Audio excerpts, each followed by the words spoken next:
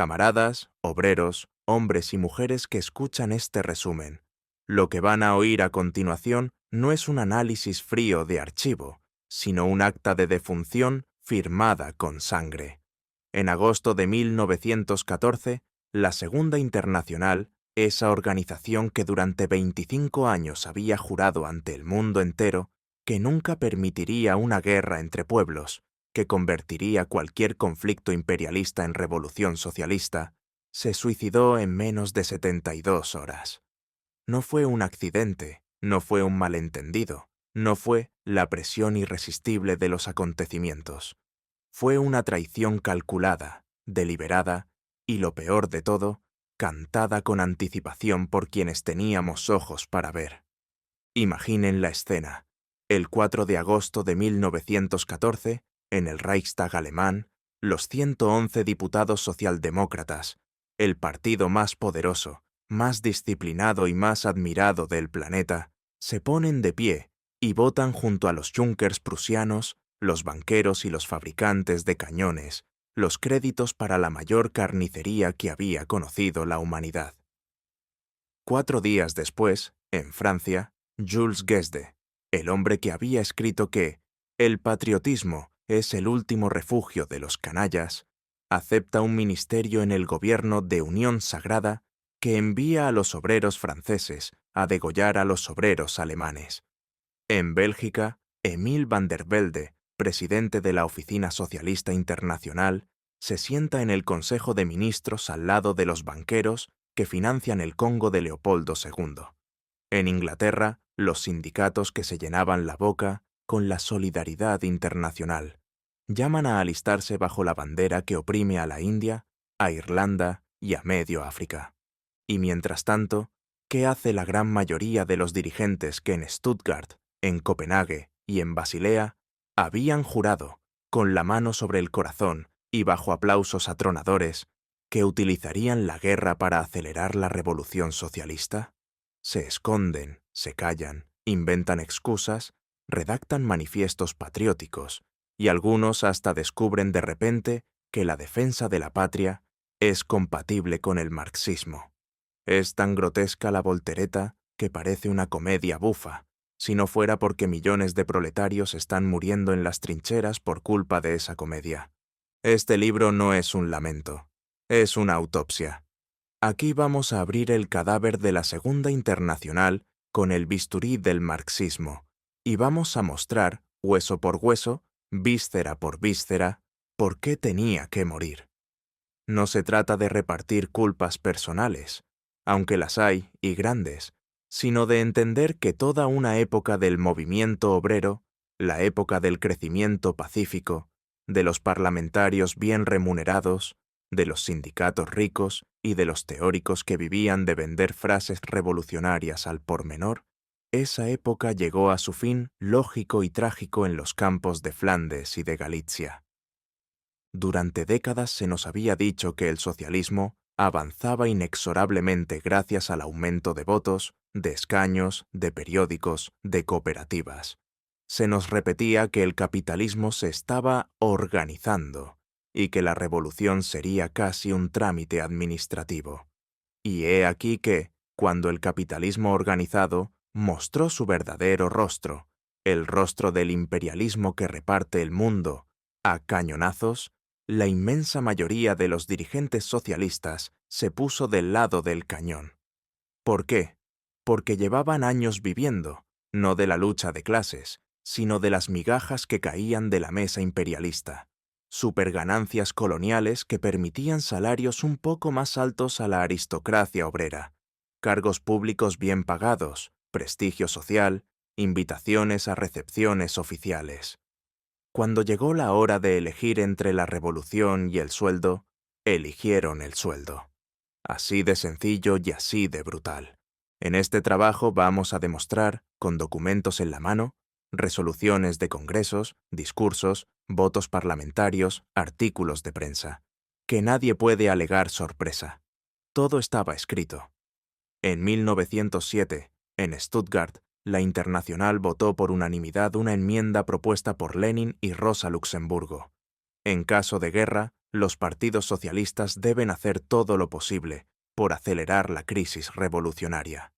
En 1912, en Basilea, el manifiesto aprobado por aclamación declaraba que los socialistas considerarían criminal cualquier guerra imperialista y que responderían con la insurrección. ¿Qué pasó con esas resoluciones? Las guardaron en el cajón el mismo día que estalló la guerra, como quien guarda un traje viejo que ya no piensa volver a usar. Pero no basta con denunciar, hay que explicar, y la explicación es el oportunismo, esa enfermedad crónica del movimiento obrero en los países imperialistas centrales, donde una capa de obreros cualificados y de funcionarios sindicales se acostumbró a vivir un poco mejor que el resto del proletariado mundial, gracias a la explotación de las colonias. Esa capa engendró una burocracia que temía más perder sus cargos que perder la revolución. Y esa burocracia, a su vez, engendró una teoría a su medida, el kautsquismo, esa mezcla de frases radicales los domingos y colaboración de clases los lunes. Karl Kautsky, el papa del marxismo, el heredero oficial de Engels, se convirtió en el gran sacerdote de la traición disfrazada de teoría. Primero dijo que no había que pronunciarse, después que había que esperar a ver quién atacaba primero, luego que había que apoyar a la Entente porque era menos reaccionaria. Finalmente, que la Internacional no debía intervenir porque cada partido era soberano en su país. Con cada paso retrocedía un poco más, hasta terminar bendiciendo la carnicería desde su cómoda neutralidad suiza. Lenin lo desmontará frase por frase, como quien desmonta un reloj para mostrar que nunca tuvo maquinaria, solo resortes oxidados. Este libro también es una propuesta. La Segunda Internacional está muerta. Intentar resucitarla sería necrofilia política. Hay que enterrarla con todos los honores que merece un cadáver que apesta, y construir sobre su tumba una nueva internacional, limpia de oportunistas, de centristas y de charlatanes. Una internacional que no tenga miedo de decir que, en una guerra imperialista, el enemigo principal está en el propio país, que la derrota del propio gobierno es el mal menor, y que la única forma de acabar con la guerra es acabar con el sistema que la produce. Los que hoy se escandalizan de esta posición son los mismos que ayer se escandalizaban cuando Marx y Engels decían que los obreros no tienen patria. Son los mismos que se horrorizaban cuando la Comuna de París fusilaba rehenes. Son los mismos que siempre han estado del lado de la comodidad y nunca del lado de la revolución. Que se queden con su horror. Nosotros nos quedamos con la verdad. Este prólogo no pretende ser imparcial. No hay imparcialidad posible cuando millones de proletarios se matan entre sí porque sus dirigentes los engañaron. Este prólogo es un grito de guerra. Es una invitación a romper, a separar el trigo de la paja, a salvar el honor del socialismo revolucionario en medio de la mayor vergüenza de su historia. Lo que sigue es la demostración, punto por punto, documento por documento, de que la bancarrota de la Segunda Internacional no fue un accidente, sino la consecuencia lógica de décadas de oportunismo. Y también es la demostración de que, incluso en los momentos más negros, siempre queda una minoría que no traiciona, que no se arrodilla, que mantiene en alto la bandera roja, aunque le cueste la cárcel, el exilio o la vida. Esa minoría existe. Está en las trincheras rusas donde los bolcheviques hacen propaganda contra la guerra zarista. Está en Berlín, donde Karl Liebknecht se levanta solo en el Reichstag para votar contra los créditos. Está en Varsovia, donde Rosa Luxemburgo escribe desde la prisión. Está en Serbia, donde los socialistas se niegan a votar la guerra, aunque los metan en la cárcel. Está en Italia, donde un diputado desconocido llamado Benito Mussolini es expulsado del partido por traicionar el internacionalismo. Sí, el mismo que años después fundará el fascismo. La traición siempre encuentra su camino. Esa minoría es pequeña hoy, pero la historia ha demostrado muchas veces que las minorías firmes se convierten en mayorías cuando las masas abren los ojos.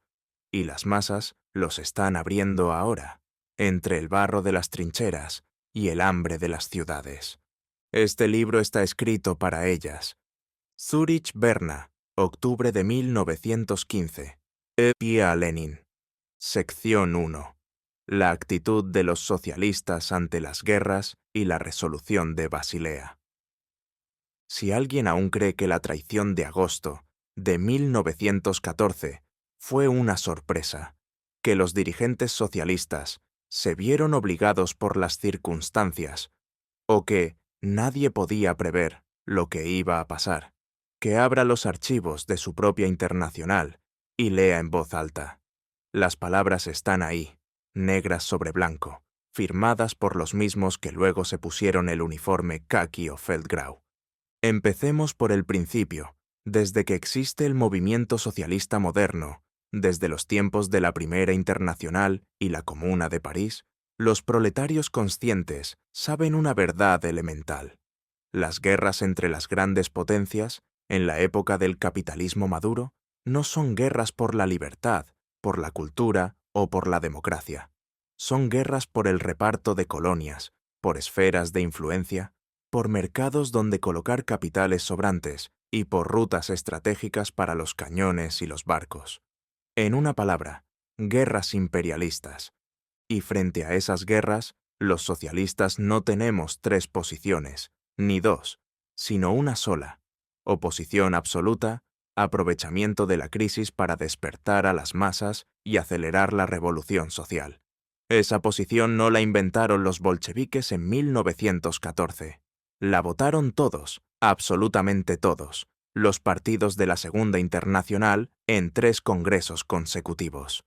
Primer acto, Stuttgart, 1907.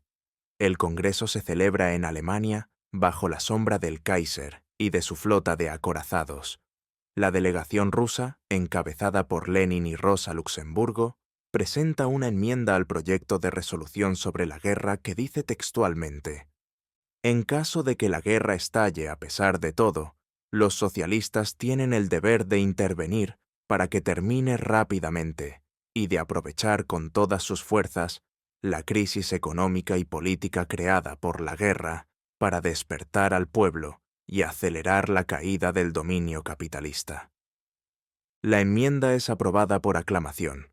Bebel, el viejo león de la socialdemocracia alemana, sube a la tribuna y declara que, si el imperialismo desata la guerra, el proletariado responderá con la revolución. Aplausos interminables. Los delegados se abrazan. Los periodistas burgueses salen corriendo a telegrafiar. Los socialistas amenazan con la insurrección si hay guerra.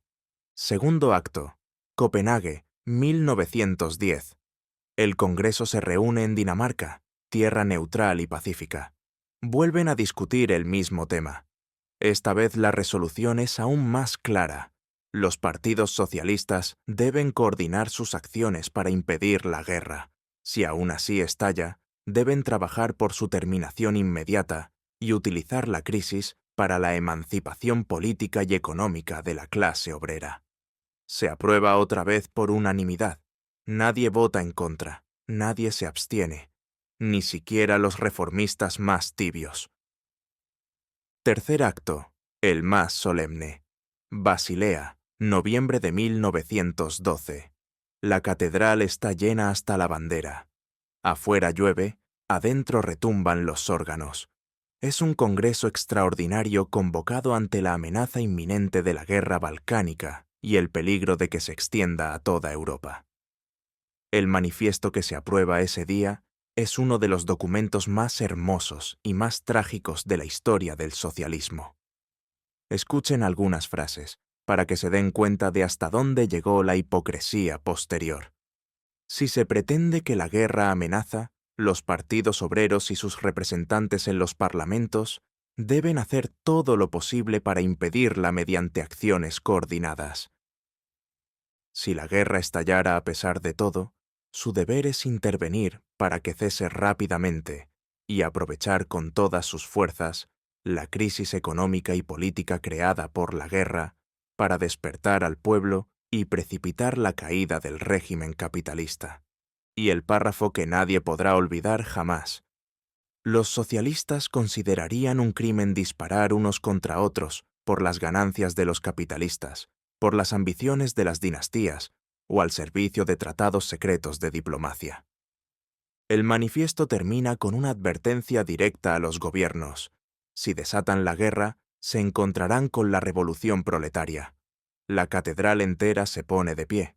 Los delegados cantan La Internacional con los puños en alto. Troelstra, el holandés, llora. Jaurès, el gran orador francés, pronuncia un discurso que hace temblar los vitrales. Van der Velde, presidente de la Oficina Socialista Internacional, promete que la próxima vez que suene la campana de guerra, los socialistas responderán con la insurrección. ¿Y qué hicieron 2 años después esos mismos hombres? Van der Velde entró en el gobierno belga que pedía auxilio a los cañones ingleses. Jaurès había sido asesinado, convenientemente, 15 días antes de la guerra. Troelstra apoyó a su gobierno. Los alemanes votaron los créditos. Los franceses también. Los austriacos también. Los húngaros también. Los ingleses también. Y los que no votaron créditos, como los italianos, terminaron apoyando la guerra un año después. El manifiesto de Basilea no era un papelito cualquiera. Fue impreso en millones de ejemplares, repartido en todos los idiomas, leído en miles de mítines. Los gobiernos lo temían tanto que en algunos países fue prohibido. Los generales lo estudiaban para saber qué esperar del enemigo interior, y sin embargo, cuando llegó la hora de la verdad, los mismos dirigentes que lo habían votado lo utilizaron para envolver pescado. ¿Se puede imaginar mayor cinismo? Firmar con la mano izquierda un texto que dice «Consideraremos un crimen que los obreros se maten entre sí», y con la mano derecha votar los créditos para que se maten. Jurar en Basilea que aprovecharán la crisis para la revolución y 2 años después entrar en gobiernos burgueses para prolongar la carnicería. Decir que la guerra imperialista es un crimen y luego descubrir que, en el caso concreto, esta guerra es defensiva. Esta guerra es por la civilización. Esta guerra es contra el zarismo o contra el militarismo prusiano, según conviniera al patriotismo local. Lenin no se cansa de repetir. Las resoluciones de Stuttgart, Copenhague y Basilea no eran frases huecas para días de fiesta. Eran compromisos solemnes, votados en congresos donde estaban presentes los líderes de todos los partidos importantes. Nadie dijo entonces, esto es solo para los rusos, esto no vale para Alemania, esto es poesía. Todos lo aprobaron, todos lo aplaudieron, todos lo juraron. Y cuando llegó el momento de cumplirlo, la inmensa mayoría lo tiró al basurero de la historia como si nunca hubiera existido. Esa es la medida exacta de la bancarrota. No es que fallaran en un detalle táctico, es que traicionaron la posición de principio más elemental del socialismo científico, que los obreros no tienen patria, que su enemigo principal es la burguesía de su propio país, que la guerra imperialista solo puede combatirse con la guerra civil revolucionaria. Las resoluciones estaban claras, las firmas estaban puestas. Solo faltaba una cosa, voluntad de cumplirlas. Y esa voluntad no existió porque, durante años de paz aparente y de crecimiento legal, había crecido dentro del movimiento una capa de oportunistas que preferían sus escaños, sus periódicos y sus sueldos a la revolución mundial. El manifiesto de Basilea no fue una profecía fallida, fue un espejo, y lo que reflejó en agosto de 1914 fue el rostro verdadero de la mayoría de los dirigentes de la Segunda Internacional, el rostro de la traición. Sección 2. La guerra actual es una guerra imperialista. Llegamos al núcleo mismo del engaño. Los socialpatriotas de todos los colores repiten como loros: esta no es una guerra como las demás. Es una guerra por la libertad, por la civilización, contra el militarismo prusiano o contra el zarismo asiático. Unos dicen que defienden la democrática Francia e Inglaterra, otros que protegen la cultura alemana frente al cosaco borracho. Unos gritan «Viva la Entente», otros «Deutschland über alles», y todos coinciden en una sola cosa, que su guerra es justa, progresiva, defensiva, y que, por tanto, el proletariado debe apoyarla. Lenin coge esa mentira, la pone bajo la luz fría de los hechos económicos y la hace pedazos en menos de 20 páginas que valen por tomos enteros de discursos patrióticos. Primera prueba. El reparto del mundo ya está hecho. En 1914 no queda casi un palmo de tierra sin amo europeo. Inglaterra posee 38 millones de kilómetros cuadrados de colonias con 400 millones de habitantes sometidos. Francia, 10 millones de kilómetros cuadrados. Alemania, apenas 3 millones. Rusia, inmensos territorios asiáticos, pero atrasados. El planeta está dividido. El que llega tarde solo puede ganar terreno quitándoselo a otro. Por tanto, cualquier guerra entre grandes potencias es, por definición, una guerra de redivisión, una guerra de bandidos que ya se repartieron el botín y ahora se pelean por los pedazos más jugosos. Segunda prueba. La exportación de capitales ha sustituido a la exportación de mercancías como motor principal del imperialismo. Los bancos alemanes, franceses e ingleses no exportan ya solo tela o máquinas, exportan capitales a interés compuesto. Argentina, Turquía, China, los Balcanes están llenos de préstamos que atan a esos países como perros con cadena. Cuando un gobierno atrasado no puede pagar, llega el cañonero o la ocupación provisional. Egipto, Túnez, Marruecos, Bosnia, Corea, Trípoli, todos conocen la canción. La guerra de 1914 no empezó porque un archiduque se dejara matar en Sarajevo. Empezó porque los ferrocarriles de Bagdad, los yacimientos de petróleo de Mosul y el control del estrecho de los Dardanelos valían más que la vida de 20 archiduques. Tercera prueba. Los monopolios dominan la economía de las grandes potencias. En Alemania, la AEG y Siemens controlan la electricidad, Krupp y Thyssen, el acero y los cañones. En Inglaterra, Vickers Armstrong y Armstrong Whitworth hacen lo mismo. En Francia, Schneider Creusot y el Comité des Forges deciden cuántos obuses se fabrican y a qué precio. Estos monopolios no pueden vivir sin mercados cautivos y sin fuentes seguras de materias primas. Cuando el mercado interior se satura, necesitan colonias o zonas de influencia. Necesitan, en una palabra, imperio. Y cuando dos imperios chocan por la misma presa, la diplomacia se queda sin palabras y hablan los cañones. Cuarta prueba. Los tratados secretos. Mientras los pueblos creían que vivían en la Belle Époque de la paz armada, los ministerios de Exteriores tejían una tela de araña de alianzas ocultas. Inglaterra y Francia firman en 1904 la Entente Cordiale y se reparten Marruecos y Egipto sin decir ni pío. Rusia se une en 1907 y los tres forman la Triple Entente. Alemania responde con la Triple Alianza junto a Austria-Hungría e Italia, que luego cambiará de bando cuando le ofrezcan más. Cada bloque prepara la guerra durante años, acumula acorazados Dreadnought, fabrica millones de fusiles, entrena reservas. Y cuando estalla la crisis de julio de 1914, cada gobierno abre su cajón secreto y saca el tratado que le conviene para decir «¡Nos atacan! ¡A las armas!». Quinta prueba. La prensa burguesa y socialista revela la verdad sin querer. En 1912 a 1913, los periódicos alemanes se quejaban amargamente de que Inglaterra y Francia les habían dejado solo las migajas del reparto colonial. El propio Bethmann Hollweg, canciller alemán, hablaba del cerco que sufría Alemania. Del lado contrario, los periódicos franceses e ingleses acusaban a Alemania de querer hegemonía continental y salida al mar cálido.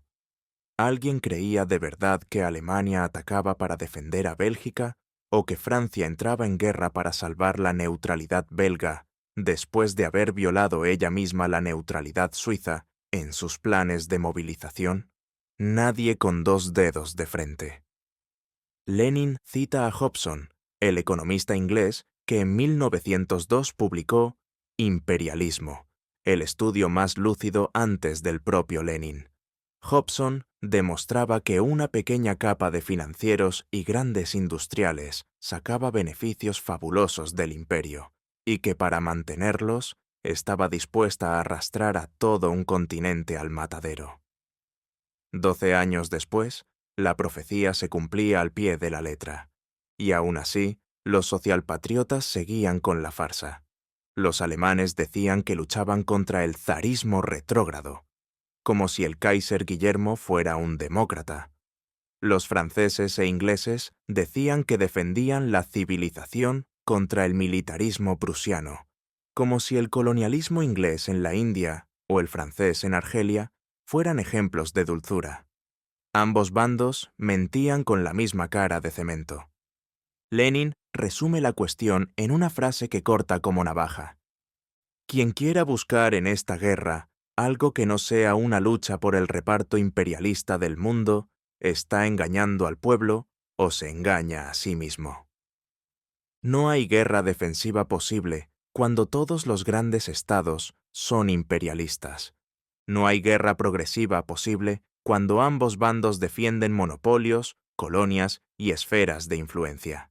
No hay guerra por la democracia cuando Inglaterra mantiene sometidos a 400 millones de hindúes y negros sin derecho a voto, y cuando Rusia tiene a medio pueblo analfabeto y a Polonia bajo el látigo cosaco.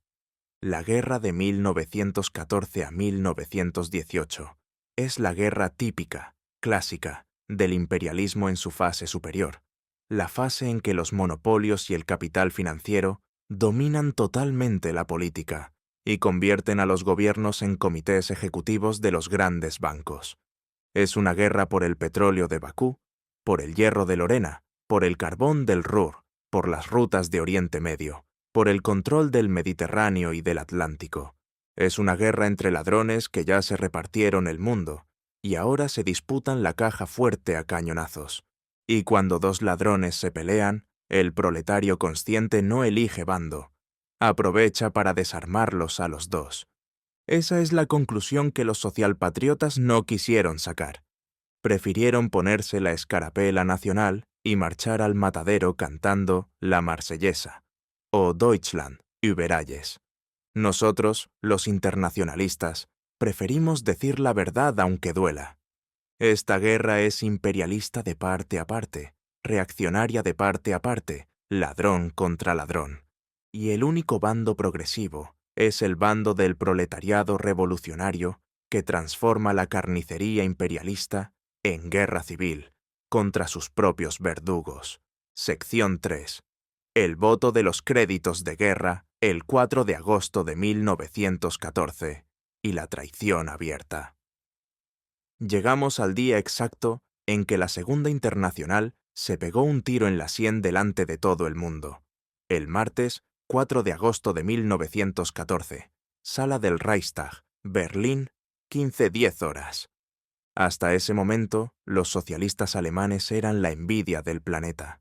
1 millón de afiliados, 4,5 millones de votantes, 110 diputados, 90 periódicos diarios, bibliotecas, coros obreros, cooperativas, cajas de ahorro, hasta equipos de fútbol.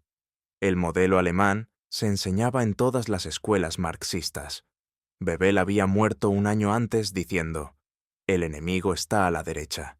Y de pronto, el 4 de agosto, el partido más grande del mundo se pone de pie y vota con la derecha más negra que existe. El gobierno del Kaiser pide 5.000 millones de marcos en créditos de guerra y la suspensión de todas las libertades civiles.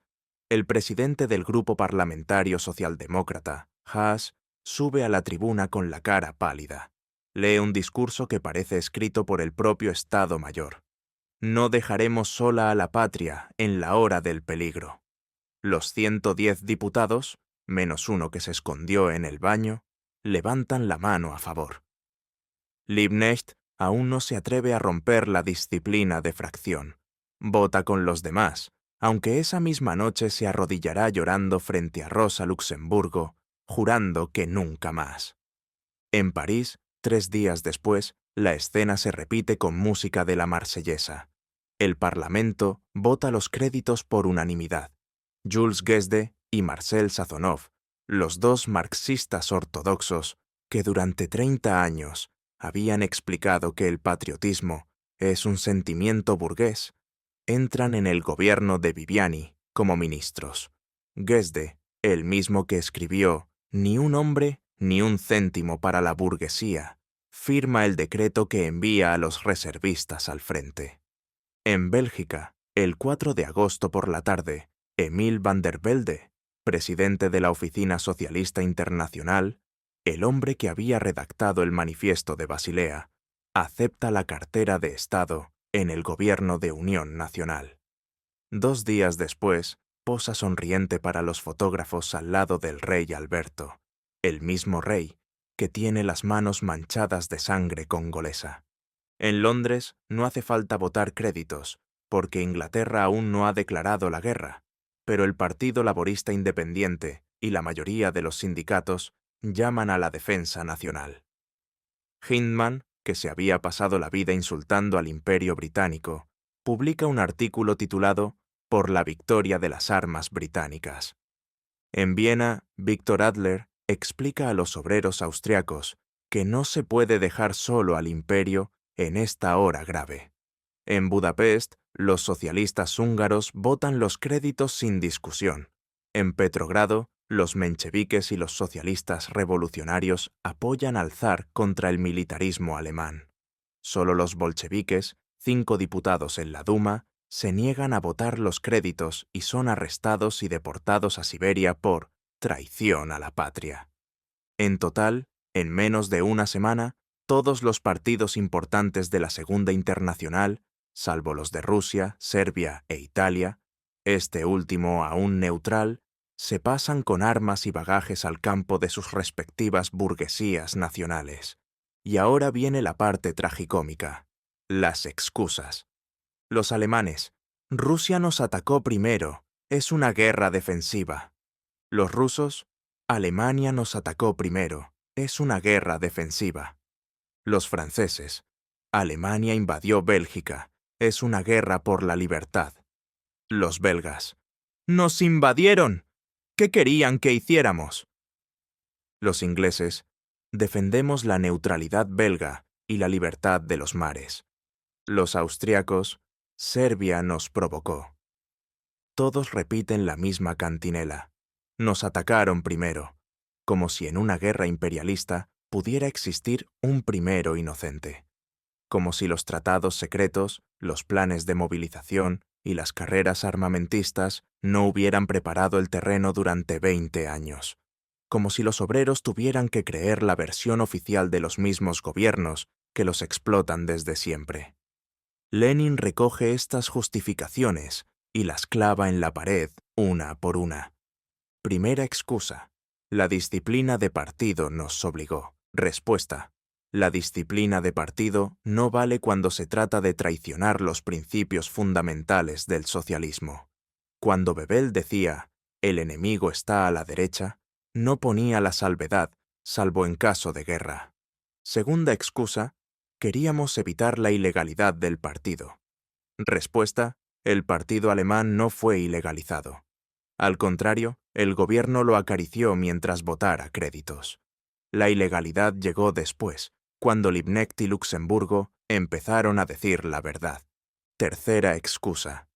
No podíamos dejar desarmados a los obreros ante la invasión. Respuesta. Los obreros estaban desarmados de todos modos. Las armas las tenía el Estado burgués. La única forma de armar al proletariado era hacer la revolución, no votar créditos para los cañones Krupp. Cuarta excusa, la más cínica. Apoyamos al gobierno para poder influir desde dentro. Respuesta. Los ministros socialistas no influyeron en nada. Guesde no evitó ni una sola ejecución de desertores. Van der Velde no impidió la ocupación alemana. Lo único que consiguieron fue mancharse las manos de sangre y perder toda autoridad moral ante las masas. Quinta excusa, la de los centristas como Kautsky. No había que votar los créditos, pero tampoco había que votar en contra. Bastaba con abstenerse o ausentarse. Respuesta: abstenerse en el momento decisivo es traicionar igual. Es lavarse las manos como Pilatos, mientras crucifican al internacionalismo. El 4 de agosto de 1914 no fue un error táctico. Fue la revelación brutal de que el oportunismo había carcomido hasta el tuétano a la dirección de la Segunda Internacional. Durante años, esos dirigentes habían vivido del movimiento obrero sin vivir para él. Habían aprendido a hablar en mítines y a cobrar dietas parlamentarias. Habían cambiado la revolución por la reforma lenta y segura. Cuando llegó la hora de elegir entre la cómoda colaboración de clases y la lucha revolucionaria, eligieron lo cómodo. Y lo más trágico, las masas, engañadas durante décadas, los siguieron al matadero. Millones de obreros socialistas se pusieron el uniforme creyendo que defendían la patria socialista o la civilización. Y se encontraron frente a frente, en Verdún, en el Somme, en Galicia, matándose entre sí por los intereses de sus amos. Lenin cierra la sección con una frase que retumba como un cañonazo. El 4 de agosto de 1914, la Segunda Internacional murió, vencida por el oportunismo. Todo lo que venga después, excusas, lágrimas, promesas de enmienda, es cadáver que se maquilla. El socialismo revolucionario tiene que empezar de nuevo, desde abajo, con los que no traicionaron, aunque sean pocos, aunque estén en la cárcel o en el exilio. Porque la historia ha demostrado una vez más que las mayorías pueden equivocarse y que solo las minorías firmes salvan el honor en los días de vergüenza colectiva. Sección 4. La posición de la minoría revolucionaria. En medio del diluvio de traición, cuando casi todo lo que se llamaba socialismo oficial se arrodillaba ante las banderas nacionales, hubo quienes no se arrodillaron. Fueron pocos, muy pocos. Fueron perseguidos, calumniados, encarcelados, deportados y, en muchos casos, asesinados. Pero existieron, y gracias a ellos el socialismo no murió del todo el 4 de agosto de 1914. Gracias a ellos la bandera roja siguió ondeando, aunque estuviera rota, manchada de barro y sostenida por manos temblorosas. Lenin dedica esta sección a rendirles homenaje y, sobre todo, a demostrar que no eran locos aislados, ni sectarios dogmáticos, como los llamaban los traidores. Eran la vanguardia que mantuvo viva la línea de Marx y Engels cuando la mayoría la pisoteaba. Rusia. Los bolcheviques, la única fracción que actuó como partido revolucionario desde el primer día. En Rusia, la guerra estalló en un ambiente de chauvinismo delirante. La Duma entera se puso de pie para aclamar al zar. Los mencheviques y los socialistas revolucionarios votaron los créditos o se abstuvieron por disciplina. Solo los 5 diputados bolcheviques, Petrovsky, Muranov, Badayev, Shagov y Samoilov, se negaron a votar y leyeron una declaración que terminaba así. Nosotros, representantes del proletariado ruso, declaramos que no daremos ni un voto ni un kopek para esta guerra criminal de los opresores. Llamamos a los obreros de todos los países a la lucha contra sus gobiernos. A los pocos días fueron detenidos, juzgados por alta traición y condenados a destierro perpetuo en Siberia. Lenin, desde Suiza, recibió la noticia y escribió: «Orgullo de la clase obrera rusa». Mientras los grandes partidos de Occidente se arrastraban, una fracción perseguida y sin prensa legal mantenía la posición internacionalista sin una sola vacilación. Alemania. Karl Liebknecht, el hombre que se quedó solo en el Reichstag. El 2 de diciembre de 1914, por primera vez en la guerra, un diputado alemán vota en contra de nuevos créditos de guerra. Es Karl Liebknecht. Está solo. Los 110 socialdemócratas oficiales lo miran como si fuera un leproso. El presidente del Reichstag le niega la palabra. Liebknecht entrega por escrito su declaración. No apruebo los créditos de guerra porque esta guerra es una guerra imperialista, una guerra por el reparto capitalista del mundo. El enemigo principal del pueblo alemán está en Alemania. Es el imperialismo alemán, es la clase dominante alemana. Al día siguiente lo expulsan del grupo parlamentario. Lo calumnian en Vorwärts, el periódico del partido. Lo amenazan de muerte. Pero Liebknecht no se calla. En mayo de 1915, desde el frente, lo habían alistado a la fuerza, escribe las famosas Cartas de un espartaquista y el 1 de mayo de 1916, en Potsdamer Platz, grita ante miles de obreros: «¡Abajo la guerra! ¡Abajo el gobierno!». Lo detienen en el acto, lo condenan a prisión. Pero su grito recorre Europa como un incendio. A su lado está Rosa Luxemburgo, enferma, vigilada, varias veces encarcelada, pero que desde la cárcel escribe los folletos de la Liga Espartaco y el Junius Brochure, uno de los textos más potentes contra la guerra imperialista. Luxemburgo y Liebknecht son dos, pero representan a miles que empiezan a despertar.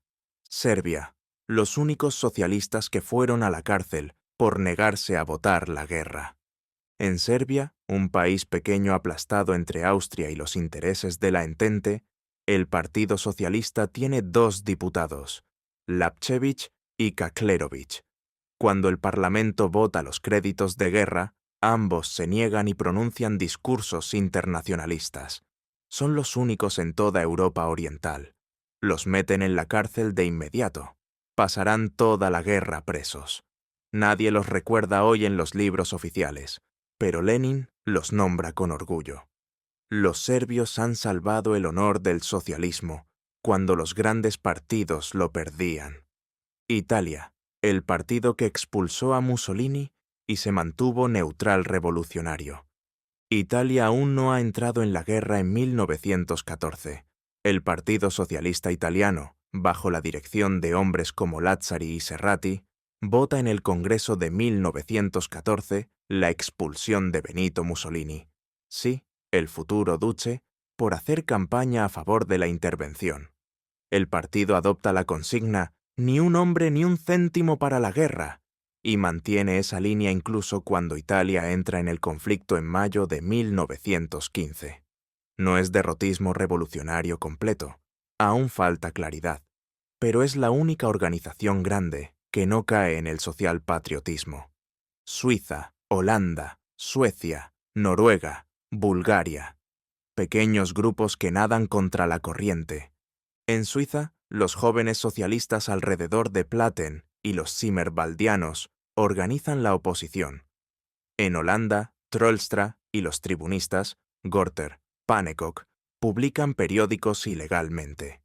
En Escandinavia, Höglund en Suecia y Tranmael en Noruega van a la cárcel por antimilitarismo. En Bulgaria, los Tesniakis, socialistas estrechos, de Blagoev, se niegan a votar créditos y son perseguidos por su propio gobierno. Estados Unidos, Debs y el Partido Socialista que todavía dice la verdad. Aunque América está lejos, y Eugene Debs, el viejo líder socialista, escribe en 1915: «No tengo patria que defender salvo la patria del proletariado internacional. Si me obligan a empuñar un fusil, lo apuntaré hacia los capitalistas de mi propio país». El Partido Norteamericano adopta una resolución contra la guerra que parece escrita por Lenin. ¿Qué une a todos estos grupos y personas? 1. Rechazo total a los créditos de guerra y a la defensa nacional. 2.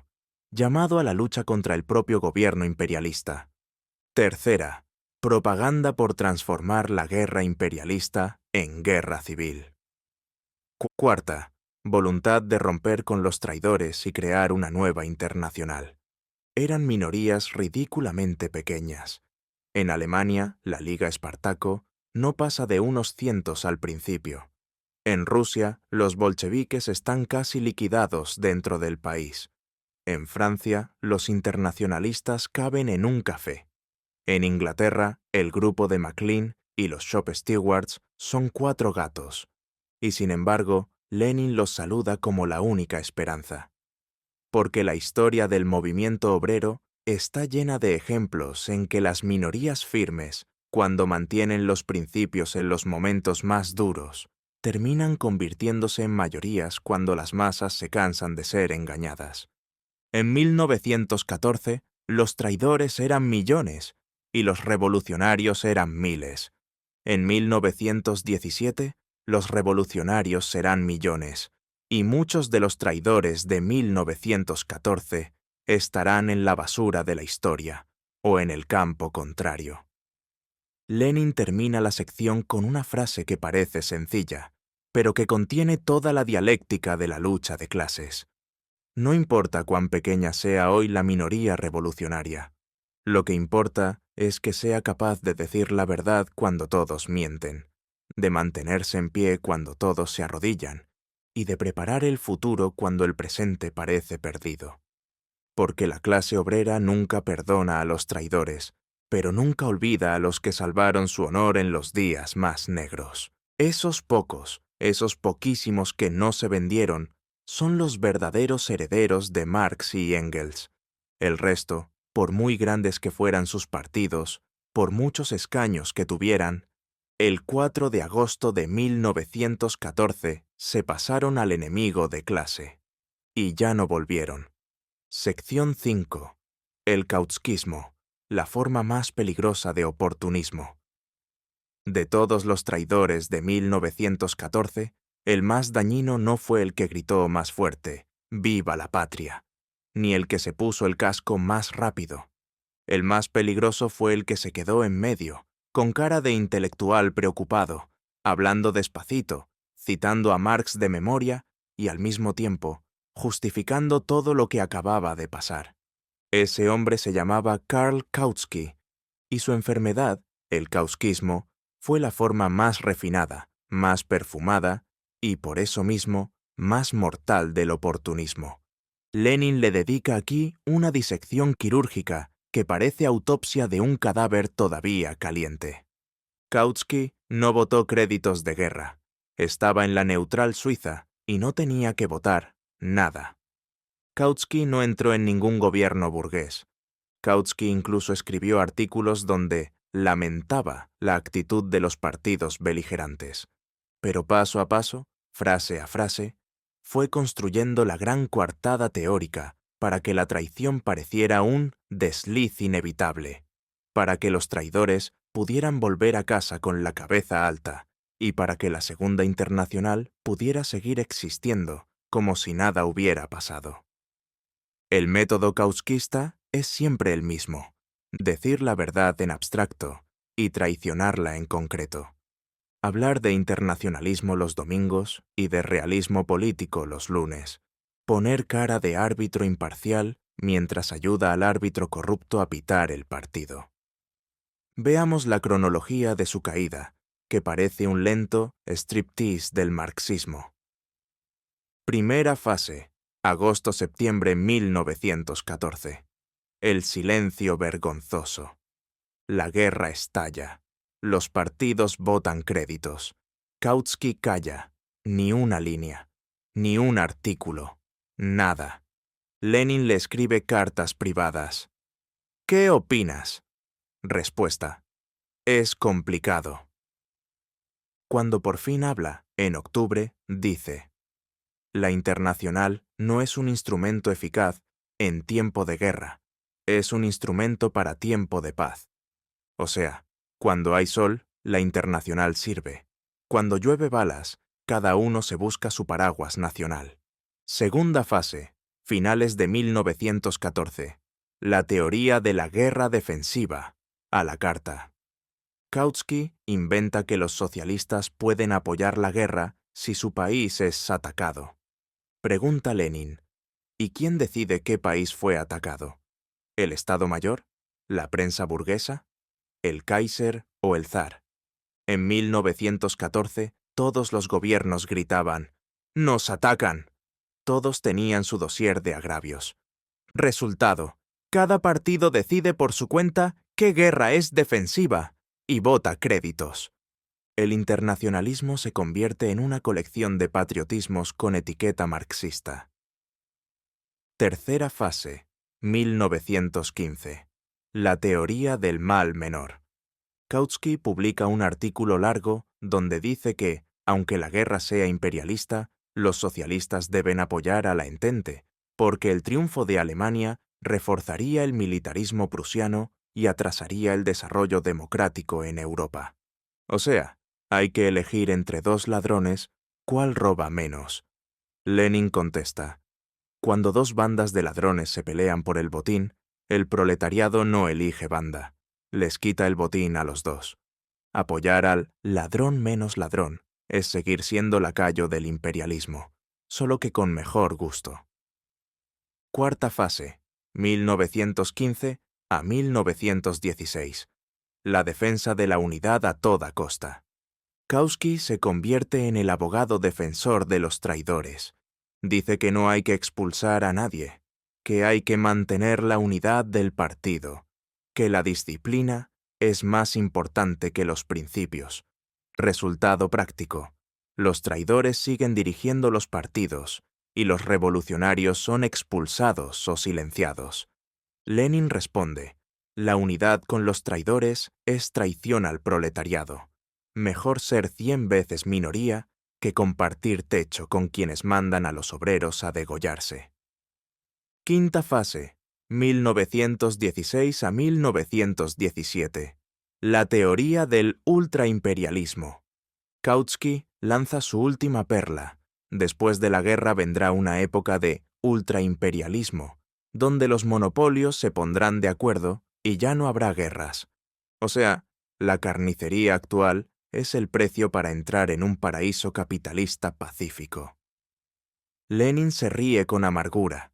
Eso es música celestial para oídos de lacayos.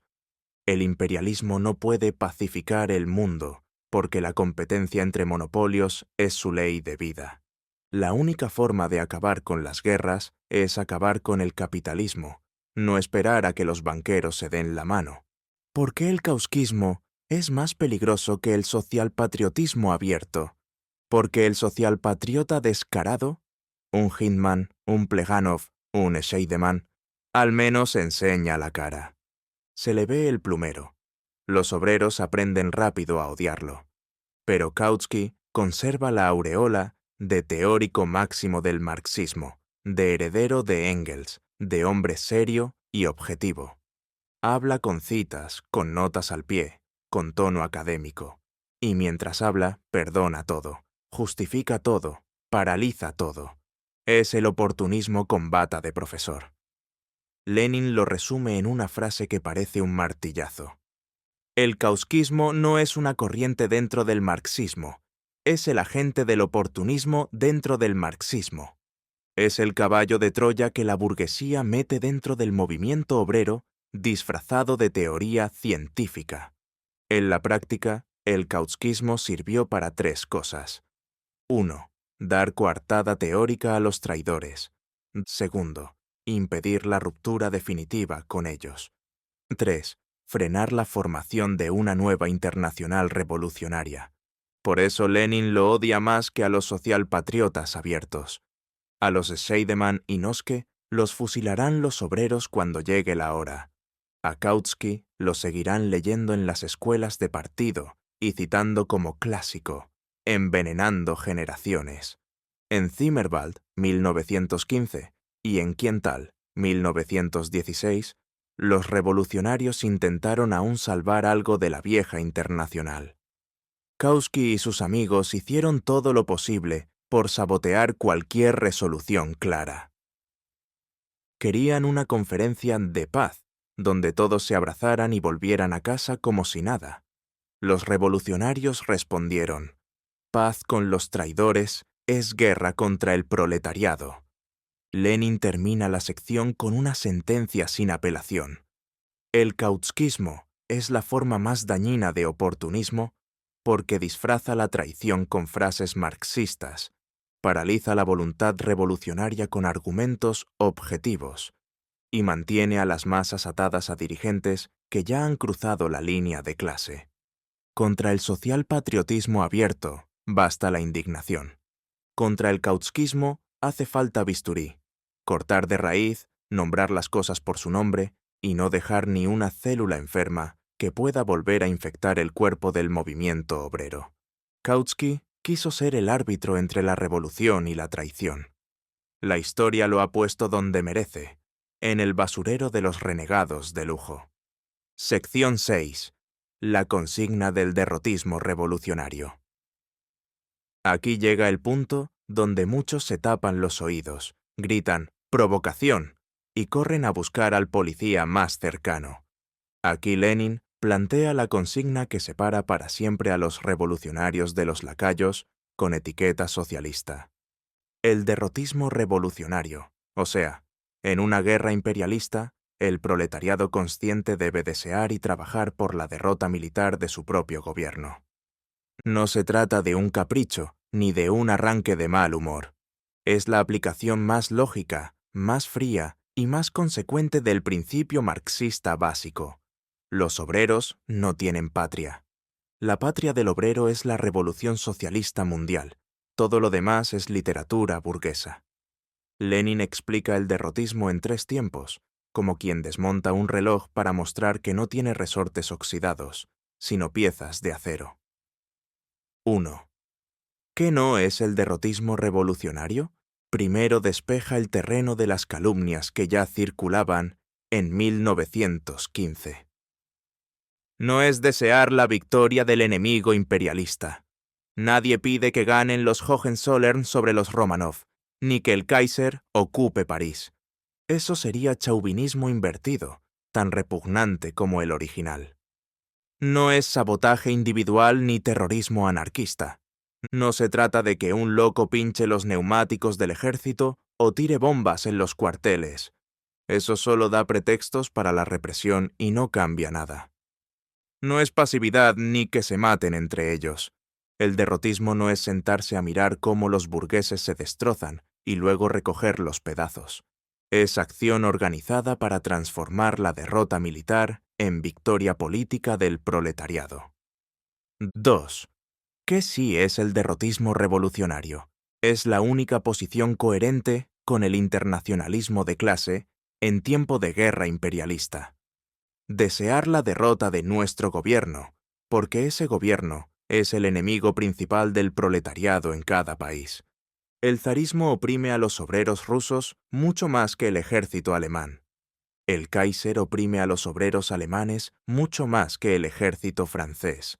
La derrota militar rompe la cadena en el eslabón más débil y abre la puerta a la revolución interior. Trabajar por esa derrota mediante todos los medios legales e ilegales. Propaganda antimilitarista en los cuarteles, fraternización en las trincheras, huelgas en las fábricas de armamento, agitación contra los impuestos de guerra, apoyo a los motines, difusión de manifiestos que llamen a volver las armas contra los propios oficiales. Transformar la guerra imperialista en guerra civil. La consigna no es paz a toda costa. Eso es pacifismo burgués, sino convertid la guerra entre países en guerra entre clases. El fusil que hoy apunta al obrero francés o alemán debe apuntar mañana al general prusiano o al comisario zarista que lo explota. 3. Ejemplos históricos que Lenin trae a la mesa. La Comuna de París de 1871. Cuando el gobierno de Thiers firmó la paz con Bismarck para poder aplastar mejor a los obreros parisinos, los comuneros no dijeron «defendamos la patria traicionada». Tomaron el poder y fusilaron a los generales traidores. Marx los aplaudió sin reservas. La Revolución Rusa de 1905. La derrota de Rusia en la guerra ruso-japonesa fue el detonante. El pequeño y victorioso conflicto, que quería Nicolás II, terminó en Tsushima y en el Domingo Sangriento. La derrota militar aceleró la revolución. Lenin escribió entonces: Nosotros, los marxistas, siempre hemos estado y estamos a favor de la derrota revolucionaria. La misma posición de Marx y Engels en 1848 a 1870. Durante la Guerra Franco-Prusiana, Marx escribió a Engels: «Si los prusianos ganan, será malo, pero si ganan los franceses, será peor». Y cuando Bismarck aplastó a Francia, Marx saludó la caída de Napoleón III porque debilitaba al bonapartismo y abría perspectivas revolucionarias. La regla de oro es siempre la misma. La derrota del propio gobierno imperialista es el mal menor para la clase obrera.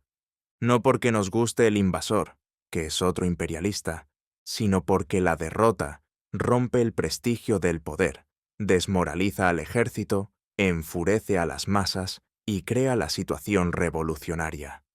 Las objeciones de los buenos patriotas y las respuestas de Lenin. Objeción 1. Eso es traicionar a la patria. Respuesta. La patria del obrero es la humanidad trabajadora. La burguesía nos pide que defendamos la patria que nos roba 8 horas al día, que nos manda a la cárcel por hacer huelga y que nos fusila cuando pedimos pan. Esa patria no es nuestra, es la caja fuerte de los banqueros. Objeción 2. Si todos los países aplican el derrotismo, nadie ganará la guerra y seguiremos igual. Respuesta: imposible. El derrotismo no es simétrico. En Rusia, donde el régimen es más podrido, la derrota puede derribar al zar en meses. En Alemania, donde la socialdemocracia es más fuerte, tardará más. Pero una sola revolución victoriosa, Rusia en 1917, contagiará al resto como incendio en bosque seco. Objeción 3. Es una consigna demasiado dura. Asusta a las masas. Respuesta. La verdad siempre asusta al principio. En 1914, las masas estaban ebrias de chauvinismo. En 1916, después de Verdún y el Somme, ya empiezan a escuchar. En 1917, cuando los soldados rusos se nieguen a atacar y fraternicen con los alemanes, la consigna del derrotismo será la única que explique lo que está pasando. La prueba del pudding, Rusia 1917. Lenin escribe este texto en 1915, cuando los bolcheviques son una secta perseguida y él mismo está exiliado. 2 años después, en febrero de 1917, la derrota en el frente desata la revolución que derriba al zar. En julio, los soldados se niegan a lanzar la ofensiva Kerensky y empiezan a fusilar a sus oficiales. En octubre, los mismos soldados que defendían la patria toman el Palacio de Invierno. La consigna del derrotismo, que en 1915 parecía locura, se convierte en la palanca que mueve la historia. Lenin cierra la sección con palabras que parecen escritas con fuego. Quien en tiempo de guerra imperialista repite las frases sobre defensa de la patria es un traidor o un idiota. Quien quiere realmente la liberación de los pueblos debe desear y trabajar por la derrota militar de su propia burguesía. Esa es la línea divisoria entre el socialismo revolucionario y el socialismo de cuartel. No hay término medio. O estás con tu gobierno y contra tu clase, o estás con tu clase y contra tu gobierno. Nosotros elegimos la segunda vía, aunque hoy seamos pocos y mañana nos fusilen por ello. Porque la historia no pregunta cuántos éramos al principio, sino si teníamos razón, y la razón está de nuestro lado. Conclusión. Camaradas, hemos llegado al final de este juicio sin jueces burgueses ni abogados defensores pagados por la vergüenza. La Segunda Internacional no tropezó, no se equivocó por un malentendido, no fue víctima de la presión irresistible de los acontecimientos. Se suicidó deliberadamente el 4 de agosto de 1914, y desde entonces ha estado maquillando el cadáver para que siga oliendo a rosas en los congresos de posguerra. Hemos visto las pruebas irrefutables, resoluciones solemnes de Stuttgart, Copenhague y Basilea tiradas al basurero en 72 horas. Partidos de millones de afiliados que se arrodillaron ante Junkers, banqueros y zares. Ministros socialistas firmando órdenes de movilización que mandaban a obreros franceses a matar obreros alemanes y viceversa. Teóricos de lujo inventando defensas nacionales, males menores y ultraimperialismos para que los traidores durmieran tranquilos. Y frente a esa bancarrota colectiva, hemos visto también la luz que nunca se apagó. Los diputados bolcheviques camino a Siberia, Liebknecht solo en el Reichstag, Rosa Luxemburgo escribiendo desde la celda, los 2 diputados serbios en la cárcel por negarse a votar créditos, los pequeños grupos de Suiza, Holanda, Italia y Escandinavia que mantuvieron la bandera roja en alto cuando todos la escupían. La conclusión es sencilla y brutal. La Segunda Internacional está muerta. Murió de oportunismo crónico, de burocracia bien alimentada, de miedo a perder escaños y de amor excesivo al sueldo parlamentario. Intentar resucitarla sería como coser la cabeza cortada al cuerpo y pretender que camine. No se reforma un cadáver, se lo entierra. Lo que hace falta ahora es algo completamente nuevo. Una internacional construida desde abajo, sin oportunistas disfrazados de centristas, sin ministros socialistas que bendigan cañones, sin teóricos que expliquen por qué hoy no toca hacer la revolución. Una internacional que tenga como primer punto de su programa, en caso de guerra imperialista, derrota revolucionaria del propio gobierno y transformación inmediata de la guerra entre países en guerra civil de clases. Esa internacional nacerá, aunque hoy parezca imposible. Nacerá porque las masas, engañadas en 1914, están aprendiendo a sangre y fuego en Verdún, en el Somme, en Galitzia y en los frentes del Este. Están aprendiendo que sus dirigentes de ayer los llevaron al matadero. Y cuando las masas aprenden con sangre, no olvidan nunca. En Rusia ya empieza a moverse la avalancha. Los soldados se niegan a atacar. Las mujeres hacen cola por el pan y gritan ¡basta! Los obreros de Petrogrado se preparan para tomar lo que es suyo. Lo que venga después será la prueba definitiva. Si triunfa la revolución en un solo país, aunque sea el más atrasado, la chispa prenderá toda Europa. Y entonces los traidores de 1914 serán barridos como hojas secas, y los que hoy son minoría ridícula serán millones. La Segunda Internacional ha muerto. Viva la Tercera Internacional, limpia, revolucionaria e intransigente. Quien tenga oídos para oír, que oiga. Quien tenga manos para luchar, que luche. El futuro no está escrito con tinta de congresos pacifistas, está escrito con la pólvora de la revolución que se acerca. Y aquí termina La bancarrota de la Segunda Internacional, uno de los textos más duros, más claros y más proféticos que Lenin escribió jamás. Si algo queda grabado después de estas páginas, es una verdad que duele pero libera. En los momentos decisivos de la historia, los partidos grandes pueden traicionar, los líderes respetados pueden venderse, y los millones pueden equivocarse. Pero siempre queda una minoría que no se arrodilla, que guarda la semilla aunque la entierren bajo toneladas de barro y mentiras. Esa minoría salvó el honor del socialismo en 1914. Esa minoría abrió el camino para 1917, y esa minoría nos recuerda hoy, más de 100 años después, que la lucha de clases no entiende de modas, de escaños ni de discursos bonitos. O estás con los que mandan obreros a matarse por intereses ajenos, o estás con los que trabajan por un mundo donde nunca más haya guerra, porque nunca más haya explotación.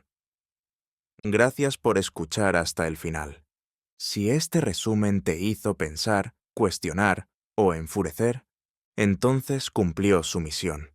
Nos vemos en el próximo libro, y ojalá nos encontremos también en la calle, cuando llegue la hora de hacer realidad lo que aquí solo se dijo con palabras. Hasta la victoria siempre.